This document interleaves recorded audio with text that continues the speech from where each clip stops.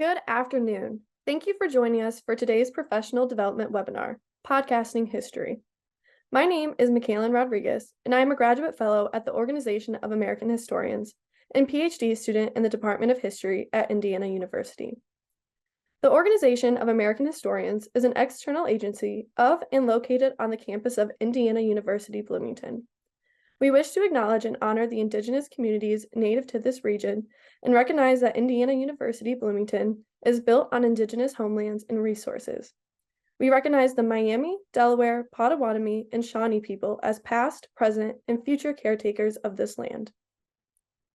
We are pleased to be joined today by three of the historians from DIG, a history podcast. DIG is a narrative-driven, open-access, and accessible digital history project bridging the worlds of popular and academic history with an explicitly feminist perspective. It is now my pleasure to introduce today's host, Ellen Wu. Dr. Wu researches, teaches, and writes about race, immigration, and American history. She is Associate Professor of History and Associate Director of the College Arts and Humanities Institute at IU Bloomington. Professor Wu's scholarship has been supported with fellowships from the Ford Foundation, the National Endowment for the Humanities, and New America. She is author of The Color of Success, Asian Americans and the Origins of the Model Minority. Her work has been featured in a variety of public-facing platforms, including Washington Post, Slate, NPR, Goop, Adam Ruins Everything, Last Week Tonight with John Oliver, and the PBS documentary series Asian Americans. Currently, Professor Wu is writing Overrepresented: The Surprising History of Asian Americans and Racial Justice, a new story about diversity, data, and democracy in the United States, forthcoming from Princeton University Press. Professor Wu, welcome and thank you for joining us. Thank you so much, Michaela and Beth and the OH staff. I'm really excited to be here joining you live from Bloomington. And it is my pleasure to introduce today our special guest at this webinar, the production team from DIG, a history podcast. Which I love, especially that it's a feminist podcast, so we will get more into that.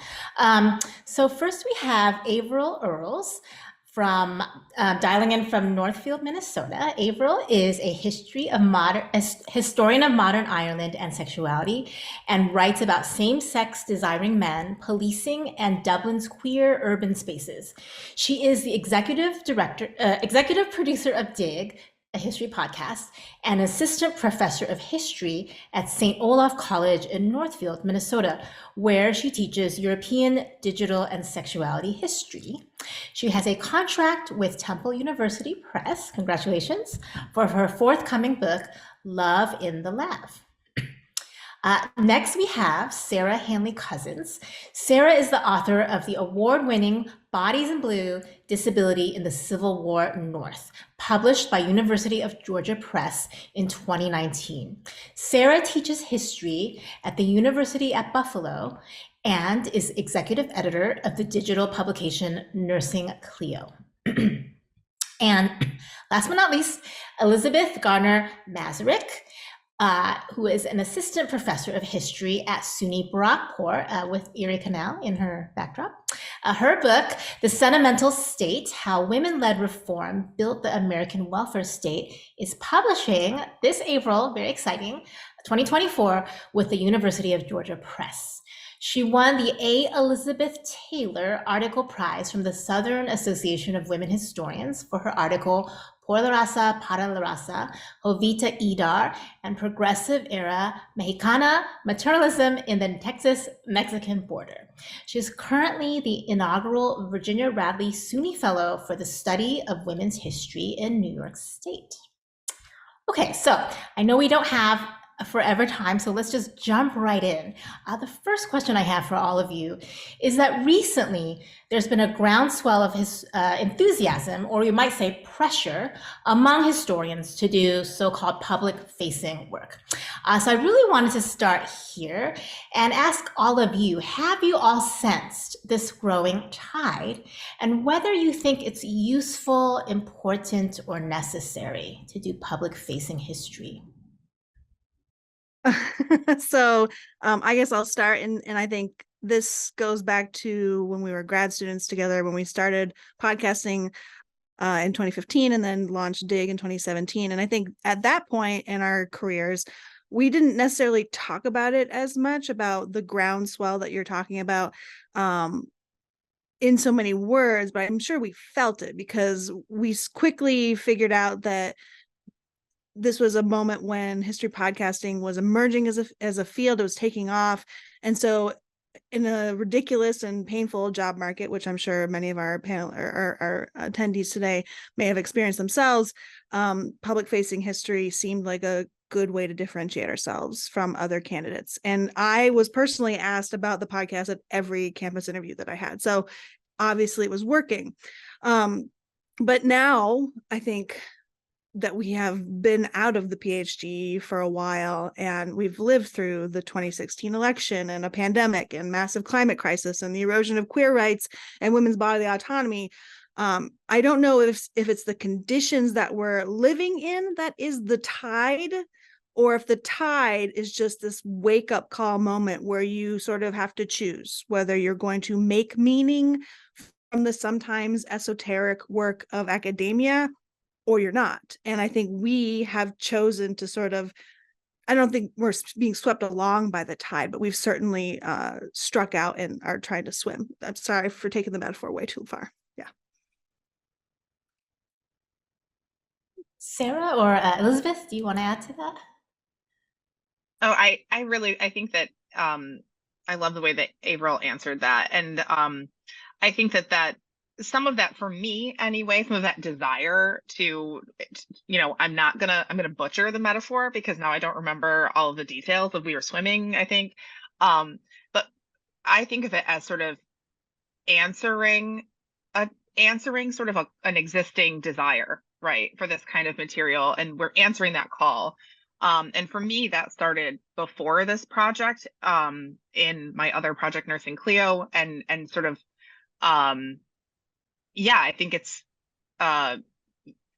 useful and important and necessary. I think that, we recognized early on that the conversations we were having in sort of more traditional academic spaces were directly relevant to things that were happening in the rest of the world. And we wanted to find ways to translate what we were learning and the context that we felt that brought those situations to public audiences who we didn't, who in many ways aren't getting, or at least at that time, were not getting that accessible, rigorous history.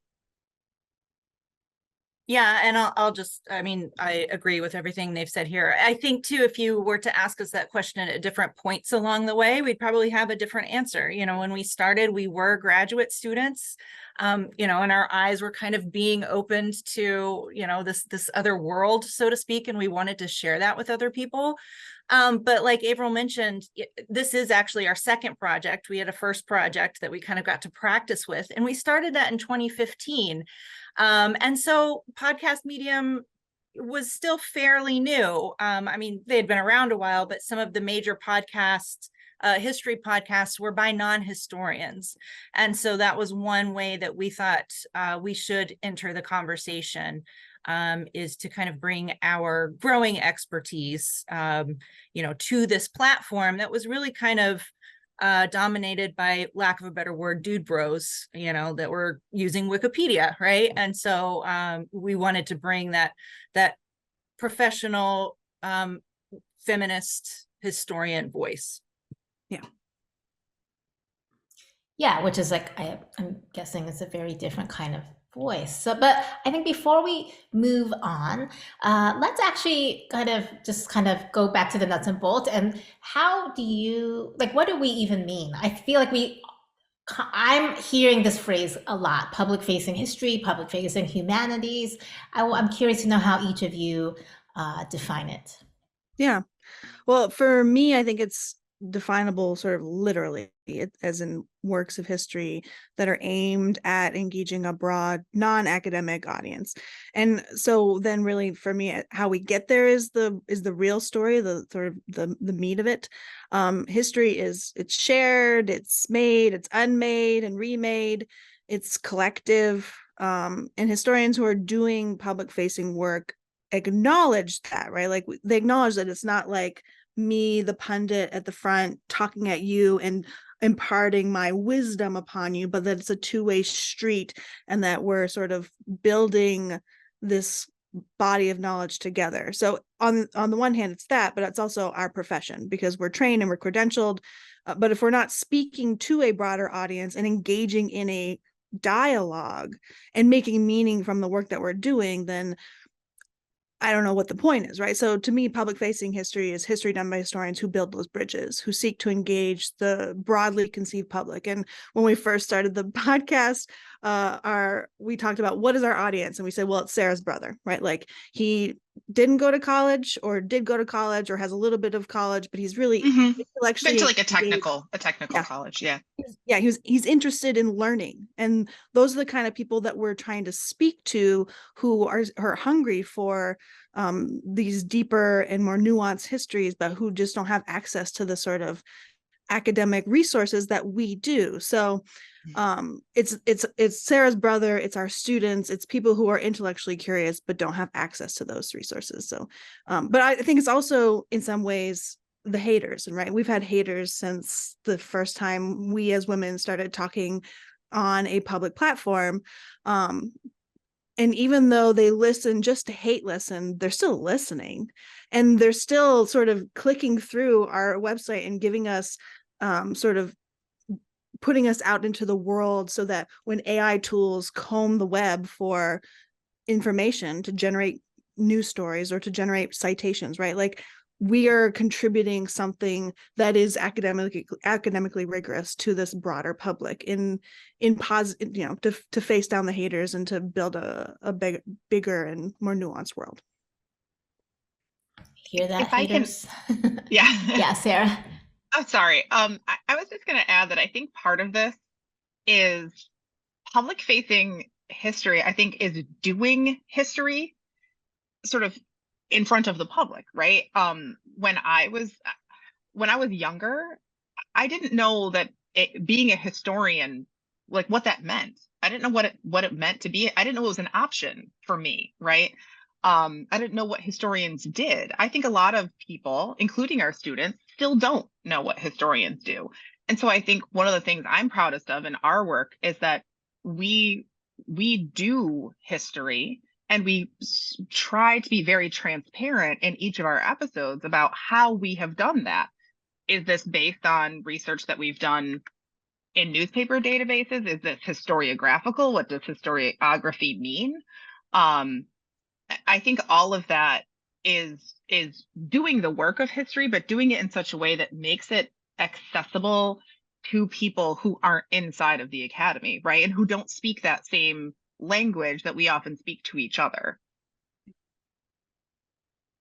And I'll just piggyback on everything, but Averill brought up a point that I kind of wanted to hone in on, this idea of a conversation going on. A lot of our podcast series have come from, tweets and things like that. People, hey, what about if y'all did a series on whatever?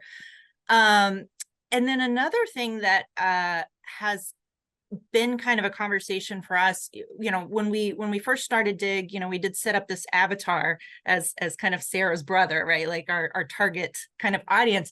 But another audience really came to us, and that was primary school or high school teachers, right? And there became a need, or we saw that people were using the podcast in the classroom. And so we started developing lesson plans for kind of the AP history class, or the freshman, sophomore seminar college classes, and that came about kind of from a conversation with our listeners as well. So I mean, it definitely is a conversation. So Elizabeth, can you just, at the top of your head, can you think of a lesson plan that you sort of really love, that has just stuck with you and that you're proud to share? Gosh, which one? Y'all help me out. What good ones? I know that Tituba had a good lesson plan this year. That one's been used a lot. Yeah. So Sarah's episode on the history and historiography of Tituba, who was the enslaved woman who was involved in the Salem witch trials. We actually are working with a secondary education expert. She reached out to us and was like, hey, how can I help? And she created all these great lesson plans that are broken down by day, what parts of the episode you assign your students day by day, with all these primary sources that she collected from various databases across the web. And so it's this way to look at both how Tituba has been understood as a mythological but also historical figure in the Salem witch trials, while also sort of examining those primary sources. Like, let's take a look at the interrogation of Tituba. What does that mean? How do we understand that in the context of how she has then been framed and reframed by historians and popular culture? So yeah, it's a really, really great one. Thank you, Averill. Yeah, that sounds fantastic. I think the witch trials, I'm not an early Americanist, but I get the sense that witch trials are a great kind of way to reel people in. Yes. Yeah, so okay, so this is, I really appreciated how you all are thinking about doing history, collectively. Even though I guess as a devil's advocate, you might say, even if we only do history within the academy, we are still doing it collectively, right? But there is a kind of a very different sort of reach, I guess, or a way we do it. And so that's, I think, what I'm so interested in hearing about, maybe your advice and tips and suggestions for how to do history, both collectively, but also this, even if we're taking the same ideas, sources, and arguments, how you kind of repackage them, I guess, in a way to make them digestible. And I will, this question reminds me of when I was in graduate school, one of our teachers, Professor Kathleen Conzen, who does 19th century America. One of the things I've always remembered from Professor Conzen is that she said, historians, we don't complicate things, we actually simplify them, even for ourselves and each other, because human life is so complicated and messy. So it's like we're already doing that in our academic work, but what's that next step that we have to do for this public facing work? Yeah, and I think we approached this both in sort of the meta way, where we're thinking as historians and we're trying to engage with what other historians have written on the topic, right? The historiographical discussions that frame any episode. And in terms of the actual, how do we do it, right? So we are thinking about these complex past, or as Elizabeth put it the other day, the alien planet of the past, which is super challenging to wrap your head around if you aren't someone who has, immersed themselves in this past for a career, right? And one of the ways we've done this, and one of the ways that historians do this, and I'm sure folks on here will recognize some of these terms, is and we did this year with our series throughout the 2023 year, was what does historical thinking mean, and how is that conveyable or explainable to people who are not trained historians? And so we adopted an AHA Perspectives essay from 2007 on this 5 C's of historical thinking: context, contingency, causality, change over time, and complexity. Whoa, I got them all in the first go. That was really impressive. We struggle with this. We always forget one. And 2 historians who wrote this essay, and their names are not, I think it's Burke and Flannery, maybe. They put out this guide for how you help students, and we're trying to do this with the podcast, right? The public audience, to think through the multifaceted ways that we have to look at and understand historical narratives and the past, so that we can grapple with how it is complex, while we're also trying to simplify it, right, in these consumable narratives. So that is what we've done this year. We did a series each month, every other month, on one of these 5 C's, and then we're going to add our own in the spring, continuity, because change over time is important, and complexity and causality and contingency are important, but there's also these like big things like the wage gap, gender wage gap, and police brutality over time, and all these other issues that don't change over time, that are continuous, and that help us to understand that we can empathize with and see ourselves in the past. And so building sort of those connections with the past is sort of another way that we are seeking to help our audiences and our students connect with the past in sort of meaningful ways. And I think doing that, right, like writing these narratives, working on storytelling, trying to package what is rigorous and sometimes detailed, overly detailed, maybe complex stories, and wrangling them into a single story that is a narrative. That's what the podcast is about. And we're seeing this, we see this in museums, we see this in something like Nursing Cleo or Black Perspectives, that folks are trying to package or even interpret the past in a way that is accessible, so that you can build toward that broader, those 5 C's, those 6 C's of historical thinking, if that makes sense. What do you think?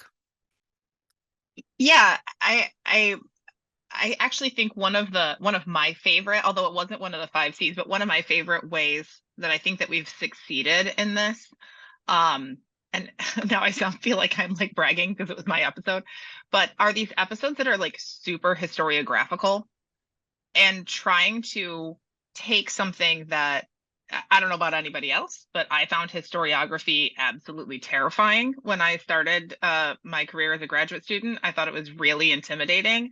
And now I write these episodes for the podcast that are essentially historiographical, tracing an idea or an issue or a misunderstanding through multiple waves of scholarship over sometimes a century or more, sometimes many centuries in the case of the episode about Tituba. And finding that thread, finding that narrative that makes that make sense. Because there's a story there, right? Like historiography is in some ways a story. So I'm not saying that's not challenging, because it is. There's a lot of reading. There's a lot of catching up on somebody else's field, as an outsider. But those are some of my favorite episodes, because I think that they do make complex, very sometimes archly academic material very digestible, because it's taking all of that and it's not losing the rigor, but it's turning it into something that has a core sort of story or a narrative. Yeah. And highlights too, right, something that is particular to why history as a profession is that history is contested, right? That we reinterpret and remake history all the time. Historians do. And that is why this profession is important, because we're challenging each other and reframing and sometimes completely upending what has been given or accepted knowledge about a topic like Tituba, or the myth of the midwife witch, right? Or the Black Athena controversy, right? This is essential to what we do. And I think making that something that folks who are not mired in the historical profession, making that something that they can understand and grapple with and appreciate is an important part, I think, of public facing history.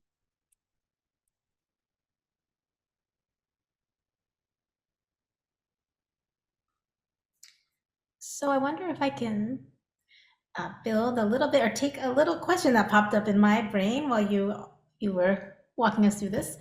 You've used the word accessible and digestible, all of you, a few times. And so I am actually wondering, how do you know when you've hit that mark, when it's when what you've produced is accessible or digestible? Because I mean, I have a relative who will remain unnamed, but I remember I was using the word like monolith or something, or we were talking and that word came up, and this person who's very well educated was like, what is that? What does that mean? So that's a word I might think is accessible enough, but then it was a lesson for me that actually maybe it's still pretty, academic. So thoughts on how do you know when you've hit that bar of accessibility or digestibility? That's a great question, because in many ways we don't know unless people tell us, right? And so I think we do get enough feedback from different audiences that we can tell when an episode really worked, or which episodes particularly sort of take off. For instance, I assign episodes a lot in my classrooms, and I should say this, I should have mentioned this earlier, but like when we're talking about public audiences, we're also talking about our students, right? Like they're kind of like a public. And so, I can tell when one hit for them and when one kind of like went over their head. And like sometimes I have to think like, okay, like that one that really worked for me maybe still wasn't quite put together in just the right way to speak to these different groups. But it is hard because we don't there isn't necessarily a forum for people to tell us, to like fill out a survey after every episode and tell us like what worked and what didn't. We have our comment section on our website. But a lot of times that's like, you mispronounced this word. I don't like the way that you characterized my uncle. Which I've gotten that like more than once, surprisingly. And I'm very nice to uncles, I promise. But this is a good question. I mean, something else that we think about a lot in terms of accessibility is making sure that whatever we do is out there in multiple formats. So one of the decisions we made when we relaunched in 2017 was that every single one of our episodes would have a transcript. And I find that for students, some of them think that it's more accessible to listen because they can do it while they're driving, while they're grocery shopping, while they're working out, whatever students do, right? But a lot of them actually read the transcript instead, because they're already in that mode of like reading for their homework or whatever. And so thinking about sort of multiple formats, certainly as you indicate, thinking about word choice, like I think a big part of it for us has always been like the tone that we use, like the language that we use, making it very conversational, making sure that our delivery is conversational. All of those things I think help bring people along. But in terms of like whether one like really worked for people, like I think some do more than others. And of course, everybody has preference too, in the topics they enjoy, in the type of storytelling they enjoy. So I think for the most part, I think they've worked. Yeah, I mean, I think we would have quit a long time ago if we weren't getting some kind of feedback. I mean, just kind of piggybacking off of that, right? We have a blog where everything is hosted. We also put these out on YouTube. We have the analytics from the podcast. So we get a variety of different analytics. And it's interesting because some do better, say, on YouTube than they do through the podcatchers, and some we're getting more hits from schools. We can tell when somebody's assigned one of our podcasts because all of a sudden we'll see that particular one, getting a bunch from, University of Houston one week or something like that. So we kind of can see where people are using it. So that's definitely feedback for us, and ones that we see that are continually assigned, of course, we'll want to make lesson plans for those. So we get that feedback from in a variety of ways. Oh, that's interesting. The analytics and I think you're right that, the platform matters, the format variety matters for all kinds of issues, disability reasons as well, I think. So another thing that kind of came up as you were listening, as I was listening to you, is how you've all mentioned storytelling as a very important objective and that craft, I guess. So I was wondering if you have any advice in terms of when we start to pivot to these more public-facing formats, how does our storytelling technique change? Like what has worked for you? Yeah, I mean, I think, well, one thing that has actually helped me in crafting my storytelling ability is teaching classes on or workshops on how to podcast and how to construct a narrative and how to write for the ear, which is something, I teach a course on digital history and podcasting, and we've hosted a workshop for OAH and the AASLH on history workshop or history podcasting. So I think thinking about the genre, the medium first is, and right, this is what you'd want to do, like see what's out there, listen to other podcasts or read other blogs or visit the public facing sites that you want to emulate or you want to be a peer of. And then what works for you, what's interesting to you, right? And that's usually how I sort of have framed it. And I think over time, we've all just been sort of forced to become better storytellers, right? In thinking about the, like, does this podcast episode have a clear climax and then some kind of hook at the beginning and powerful message at the end? Is it something? And usually I can tell when my podcast has been good, because if I'm recording with Elizabeth, she will have something to say at the end of it, right? Like if I've done a bad job, then Elizabeth will be like, all right, that was enough for this recording, see you later. But if it's good, Elizabeth will be like, wow, so let's talk about this, let's talk about this, let's talk about this. And so you can see in real time how and when the story that you've crafted has resonated with someone, I think, in those instances. What do you think, Sarah, Elizabeth? I love that I'm your barometer. You No, are. but that is funny. And that kind of gets to the format. We have a 2-person format. So there's 4 of us all together. One of us is not able to be here tonight, but 2 of us will pair up. And one person is usually in charge of writing the whole podcast. So sometimes when we're recording, the other person is reading the copy for the first time. So, Averill and I just read one the other day, and it was on, a subject that I basically know nothing about. So it was great, right? Because I learned along with the podcast and had honest, interested questions in regard to what, Averill had written in the copy. So those end conversations sometimes are a good barometer of kind of what the convo is going on, in kind of, I don't know, general America, right? We'll kind of discuss that at the end of the podcast if it's relevant. Yeah. Sarah, you want to add anything? I feel like this one is difficult for me to answer because I feel like this is just kind of how I write everything. Maybe not as informally. Some of our episodes, I mean, we try to be informal, right? Because I think that it's easier for people to listen to and digest conversational material.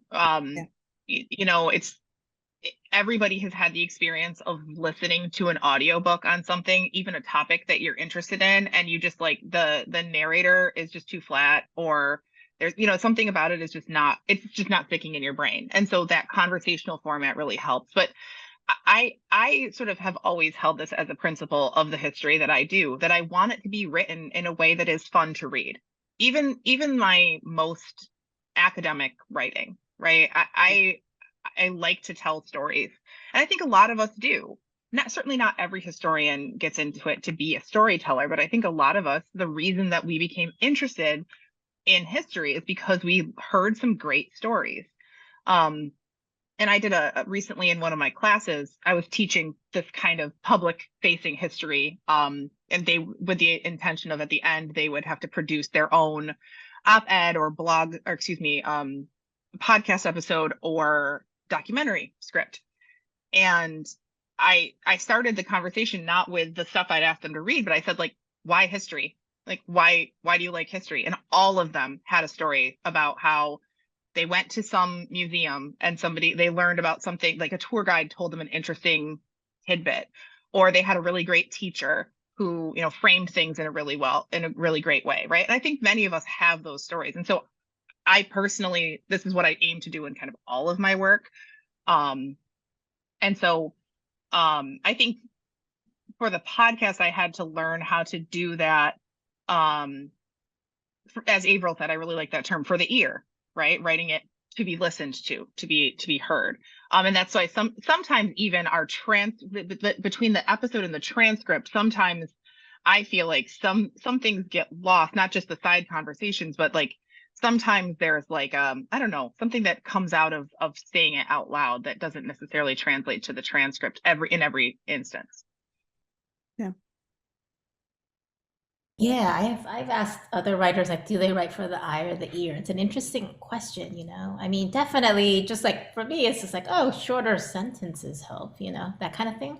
Yes. But what you all were talking about, I think kind of bridges to my next question. You know, in graduate school, if I may overgeneralize, you know, I do think that much of the history that we do is argument driven. And yet, I think the kind of history that succeeds seems to resonate with folks in this other kind of public-facing space seems to be, as you're suggesting, story-driven or character-driven. And so, I guess I wanted to ask, how do we teach our, you know, for those of us who are trained as academic historians, how we teach ourselves on kind of on the fly, you know, if we never received formal training in terms of writing stories that are, you know, like story driven stories, I guess, you know, or like character driven stories versus an argument driven piece of writing. Yeah. Do you want me to go first? Okay. This is a great question. So I think this is something that Marissa and I had to learn how to do more than maybe Sarah and Elizabeth, because Sarah and Elizabeth were already writing sort of narrative driven, you know, the arguments there, but the story is being told in a beautifully crafted way. This is their natural inclination. So in it is a different way of approaching the material, right? Like you have to foreground the human interest of the story and weave your argument through that. I think even in the podcast, we still have an argument for every episode, right? Like we can't untrain ourselves from that. It's just that it's not like we say, and in this episode, I'm going to argue that your mother's brother, it's much less in your face, but it's still there, and it usually comes in some sort of wrap up, or maybe it's the hook line that we say just before we say, and we're your historians for this episode of Dig, right? It's not in your face, but it's still an important part of what we do because we're doing public facing scholarship, public facing history. We're not just telling stories. We have a goal, we have a purpose, whether that's we're telling this story because this is a story that has not been told before, because it has been written out of histories, because it is not flashy enough for or it is not white male centric enough for the history books, but I think don't give up the argument in public facing scholarship. There still has to be meaning being made from the work that we're doing. I think that there's just a different way to frame the meaning that you make. If I can jump in really briefly, I'll just say that one thing that I think that is very different about our podcast specifically is that a lot of times we are not making, although not always, but a lot of times we are not making original arguments. We're not making necessarily interventions in our work. Instead, we might be summarizing the work of another historian or multiple historians and summarizing or explaining their arguments. Yeah. So for instance, I can think of an episode that I did that was very meaningful and powerful to me on the ghost dance religion. And I think that was an episode that ended up having sort of a forceful argument to it in the way that I wrote it, because I really wanted people to walk away understanding that book's the book that I framed it on's argument, but it wasn't my argument, right? And so one thing that we've really tried to increase doing over time is be very clear, both in the transcript and in audio, like spoken, whose work we're relying on, since we aren't always making those. We don't want to be acting as though we are claiming those arguments ourselves. And we found that was something that in a lot of those popular podcasts was something that it was very easy for it to kind of get lost in the shuffle who was coming up with this stuff, right? A lot of times they were sort of owning other people's work, and we don't want to do that. Yeah. I think that's a really feminist labor practice, right? To acknowledge other people's labor. So I think absolutely that's so critical. And I'll just add that one of our attendees has said that if there was no argument woven into the story, there would be no point for the story, even in something narrative driven. And I think we can all agree to that as, you know, as professional historians. Just some other questions. How often, from the chat, how often have students said that their historical curiosity was first kindled by reading a book? Do you hear that very much? If I can answer that, I think if I recall correctly, anyway, not to mischaracterize my students, there were a couple. I certainly don't want to make it sound like you know that students are not out there reading books. That's not true, right? They are. Um, I think for them, the books that they mentioned, many of them were trade press books, right? And there's a reason that those types of books are very popular, and it's because they tell a good story. It's because they're accessible. So, like for me, this is going to be the dorkiest thing I've ever said on like a professional webinar. But like one of the reasons, literally, that I'm a historian is books like North and South by John Jakes or Johnny Tremaine, right? That told really fantastic stories about the past. And so students did talk about those types of experiences reading, although I think more of them pointed to experiences that they had had. Experiences of, what do you mean? Like at Oh, museums. Oh, museums. Yeah, or like yeah. a teacher, teaching something in a really accessible way. A really great tour guide that they had, right? Those types of experiential learning. I don't know, experiential is not the right way to phrase that, but you know what I mean. Interactions, conversational sort of interactions that they had. I'll say right now, more and more of my students, especially the first years, are coming with stories about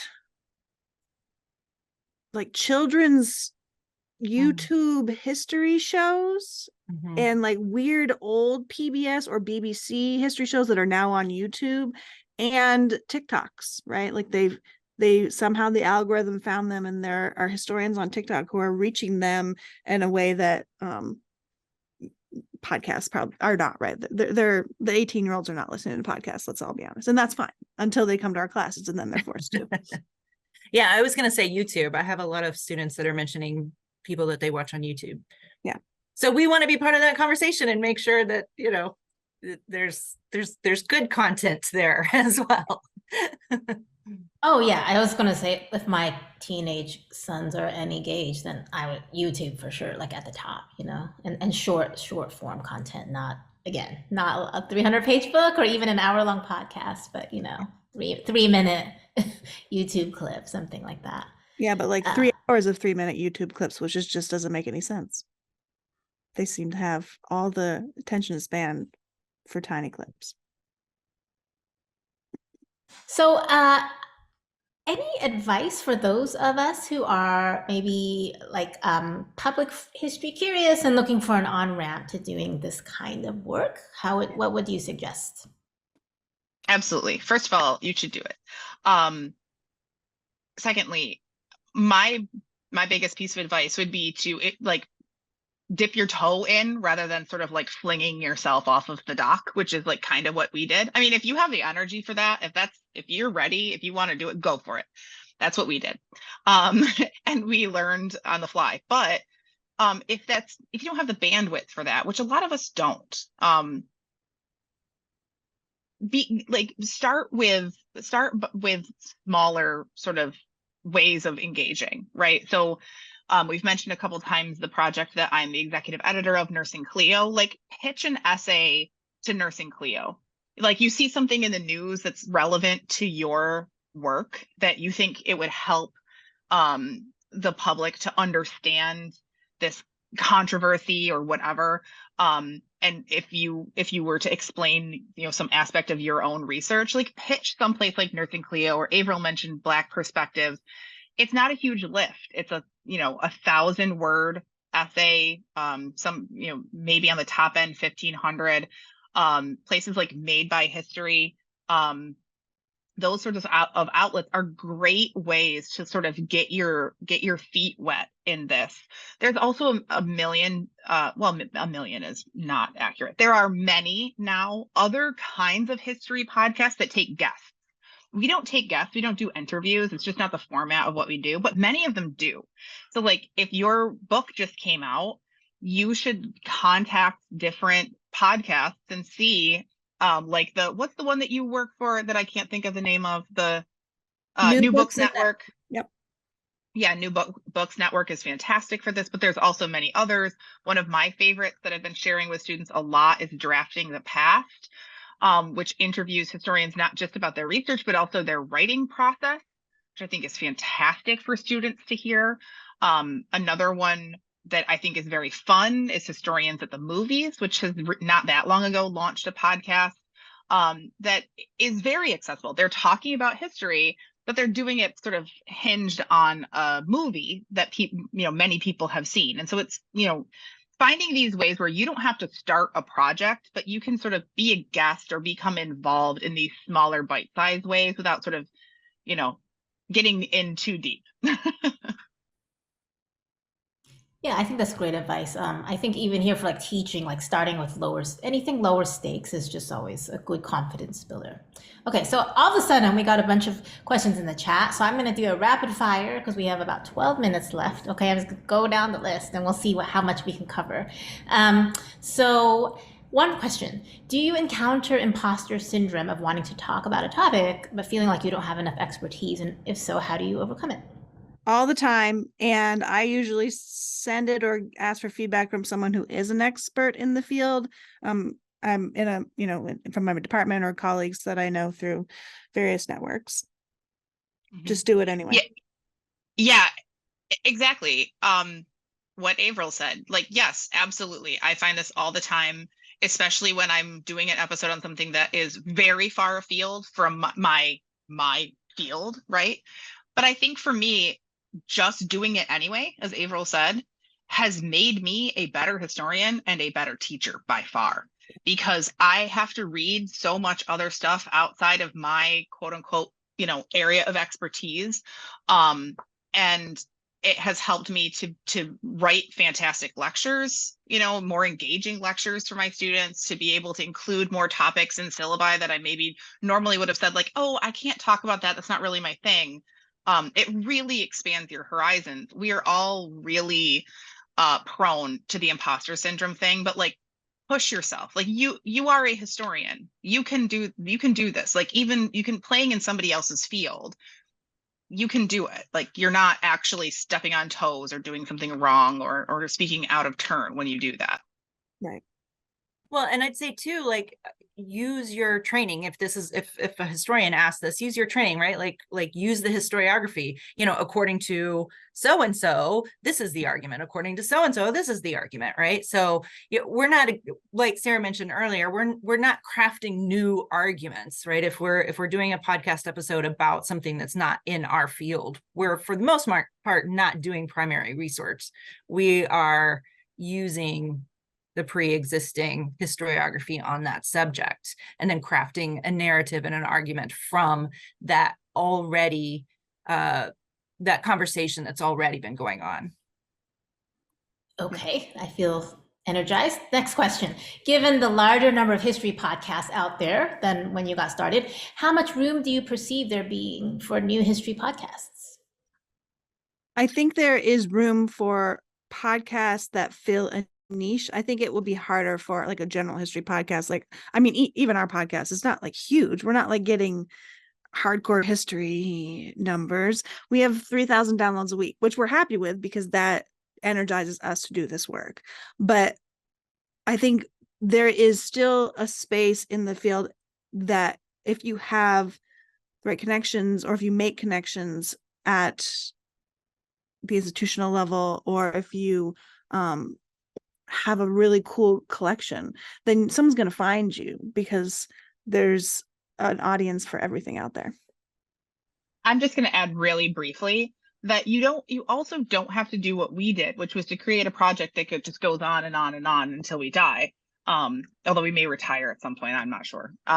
But increasingly, I think there are a lot of sort of mini series almost, like what's the word that they use for it when it's like a show on HBO, like a limited run series, right? On a very specific thing. And I've seen some very like, podcasts that were not connected to a network, that were just completely put together by one person, really take off because it's a tight, clear story in 10 episodes or 8 episodes that have been really good. So I think that there's absolutely still a market for that kind of thing, especially on topics that are less taught and less well known. So like, I would love to have more women's history podcasts. I would love to have more African history podcasts, right? Like, I think, as Averill says, there are still absolutely gaps. If you're starting like a military history podcast, it's going to be harder because there's a billion of them. But these other topics, there are people out there who want to hear that or who will use them in your classroom. Yeah. Okay, yeah, it is a crowded field, but there's still hope for some of us. All right, so next question. And actually, this is related to something I've been thinking about. The question from the audience, Elizabeth, audience member, says, should academic historians stop focusing so much on being published and instead integrate more with public-facing history? So my related add-on to that is, I mean, are you doing this for free? Is this all like uncompensated work? Or, can we bring in some more of the kind of pragmatic stuff into this? Well, so to answer the question, yes, we do this for free. None of us are paid. We're all volunteer run. The labor is what we contribute. But we're all in jobs where we can leverage the work that we do on the podcast as part of our like service or scholarship. So we have packaged it into our academic jobs. I will say, in my opinion, I don't think that we should stop publishing, because I think, right, when we think about what the public is, there are many publics. It's not just the 18-year-olds who are only getting their history through TikTok and YouTube. There's also 35, 40, 50, 60-year-olds who like to read still, who listen to their audiobooks on their drive home, right? Like, there's still a place for well-written, rigorous, public-facing academic scholarship, for sure. And that also involves finding the right press that will make sure that your book is actually being printed in a paperback and not only being printed on demand for libraries, right? Like, there are ways to do this, whether it's through trade or through an academic press that has that infrastructure for you. But I think that the two are not mutually exclusive either, right? Publishing and integrating with public-facing history, those are not mutually exclusive modes of reaching the public with our work. Mm-hmm. If I can add, I think that anytime historians can be public facing, if that's what they want to do with their work, they should be, right? I think that we should make as much as we can accessible, but I don't think that negates academic publishing.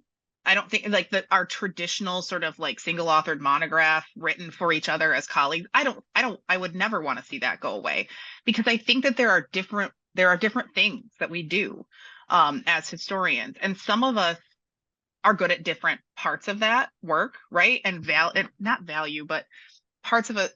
Some of us want to accomplish different things with our work. So I recently was listening to a colleague talk about a new project that he was getting started. And somebody asked him, have you considered making this in a trade press, publishing this with a trade press? And he said, I did. I thought about it, but I don't think it's for that audience. I think it's for us, right? Because it was this very dense theoretical exploration of really difficult topics that was more for like historians to think through what we do rather than something that would be digestible, to use the term we've used a couple times, to public audiences. And I think that's great. I think we need both of those things. Mm-hmm.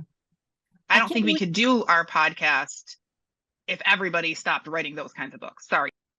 Oh, no, please. No. I'm just surprised that neither one of y'all mentioned this, because kind of getting to that question. So we did the podcast and were then approached by a trade press through Cornell University, the Three Hills Press, to create a trade book based on our podcast. So although we've all gone and we're pursuing our own, single authored monographs, we have also co-written a book, which is on spiritualism in Lilydale, New York, that is going to be published with Three Hills Press in October of 2025. 2024. So, the 2024, excuse me. So the podcast brought about that, more kind of traditional publishing avenue. So basically, like, if you're interested in doing the public facing history, do it. Like, there's no like hard and fast rules. We made our own way. We've trialed and errored. We'd messed up. We've, it's not set in stone. It really is something that you can craft your own path for. Okay. So I'm going to rapid fire the last few questions, and we can see maybe each of you could pick one. Okay, but I'll just say them out loud. One is, do you ever work with public history or museum professionals, people who've actually been doing public history for a long, years? A second different question is, how would you differentiate between a two-person podcast and an oral history interview? And they are asking this for an oral history theory and practice course. And then the third set of questions is about how do you market your podcast? And people are also curious to know which podcast you recommend listeners. Yeah.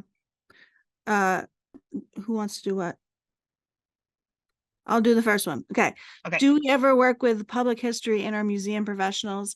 Those have been doing public history for years. Yeah, we actually have consulted with public history, like museums, like the Buffalo History Museum, as they were developing their own podcast. Right, like they did not have the funds to pay us to do it, and we were already doing this project. We weren't going to take on a second one, but we helped talk them through some ideas for how they would build their own podcast and what that would look like and what the infrastructure would require and that kind of stuff. So we want to support public history professionals and museums in this space, which now we have become experts in terms of podcasting, and are always open to those kinds of partnerships and other things. Well, we also worked with PBS one time and did a special run of episodes connected to a PBS unearthing history, whatever that special is. Secrets of the Dead. Yeah. Secrets of the Dead. Yeah. We worked So with yes, the PR and inaugural site. Okay. Yeah. And we learned much from them as well. So sorry to rush, but just want to make sure we cover everything. How do you differentiate between a two-person podcast and an oral history interview? So I'll do this one really quickly. Our method is that one of us writes the episode based on our reading and research, and then we write it out as a script, and then we each kind of deliver part of it. So like we actually did at our very, very beginning, did a little bit of oral history stuff where we actually did go out and do a couple interviews and pieced that into episodes. It just didn't end up being the format that we stayed with. But I wouldn't categorize what we do as oral history, even though one of us is doing the majority of the writing and research and the other person is just delivering. I would see that as quite different, right? We are both sort of I don't know, we're both sort of participants in the project and not like somebody that we're kind of like trying to get a story or information out of. And but I think that there are some podcasts that are more like that. But even then, an oral history interview is a capturing of someone's story, and just like that is the artifact, whereas a podcast is something that is being cut up and put into is being produced, right? It's a production. It's not just a straight interview, if that makes sense. More like a secondary source in a way. Yes, absolutely. Okay. And then the last thing is, again, podcast specific. Some people want to know how you market your podcast, and then any suggestions for podcasts to listen to beside your own, of course. We're not very good at marketing.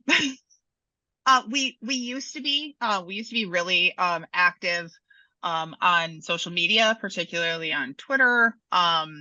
But I think for the most part, it's grown sort of organically.